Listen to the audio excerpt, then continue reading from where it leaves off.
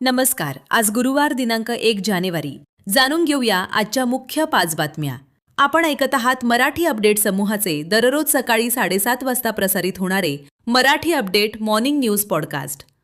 सर्व प्रेक्षकांना नववर्षाच्या हार्दिक शुभेच्छा.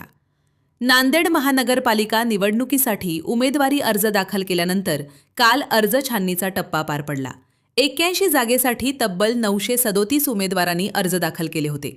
छाननी अंती 878 इच्छुकांची अर्ज पात्र ठरली असून 59 इच्छुकांचे अर्ज अपात्र ठरले आहेत.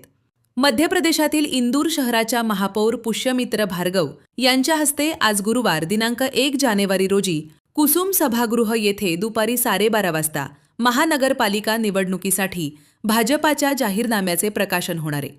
यावेळी माजी मुख्यमंत्री खासदार अशोकराव चव्हाण यांच्यासह भाजपातील वरिष्ठ नेत्यांची उपस्थिती राहणार आहे, अशी माहिती जाहीरनामा प्रमुख संतोष पांडागळे यांनी दिली आहे. बिलोली धर्माबादच्या धर्तीवर सौ संगीता पाटील डक यांच्या अध्यक्षतेखाली नांदेड शहर विकास आघाडी करत महानगरपालिका प्रभाग क्रमांक 7 मध्ये सर्व 4 उमेदवार उभे करण्यात आले आहेत.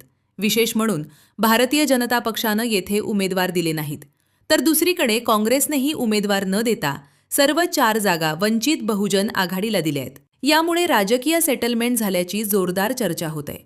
मुखेड तालुक्यातील श्री क्षेत्र येवती येथे श्री परमपूज्य सद्गुरू नराशाम महाराज मठ संस्थानाच्या वतीने वार्षिक संजीवन समाधिकाल महोत्सवाचे आयोजन दिनांक 9 जानेवारी रोजी करण्यात आले, अशी माहिती मठ संस्थानच्या वतीने करण्यात आली आहे. किनवट तालुक्यातील परोटी येथील रानोजी विलास ऐनलेवाड या 20 वर्षीय विद्यार्थ्यानं इन्स्टाग्रामवर आई-वडिलांची वाट पाहीन अशी भावनिक पोस्ट टाकत सहस्रकुंड परिसरात झाडाला गळफास घेत काल आत्महत्या केल्याची घटना घडली आहे. आत्महत्येमागील नेमके कारण मात्र पुढे आले नाही. दररोज सकाळी 7:30 वाजता Marathi update morning news podcast ऐकण्यासाठी मराठी अपडेट पॉडकास्ट यूट्यूब चॅनलला सबस्क्राईब करा. धन्यवाद.